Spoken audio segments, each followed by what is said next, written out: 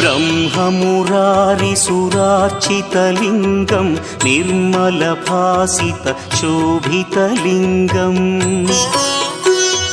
जन्मजदुःखविनाशकलिङ्गं तत्प्रणमामि सदा शिवलिङ्गम् देवमुनिप्रवरार्चितलिङ्गं कामदहन करुणाकरलिङ्गम्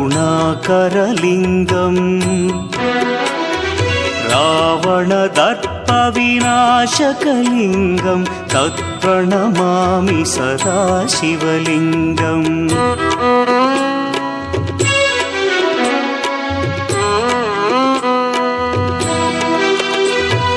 सर्वसुगन्धसुलेपितलिङ्गं बुद्धिविवर्धनकारणलिङ्गं सिद्धसुरासुरवन्द्यलिङ्गम्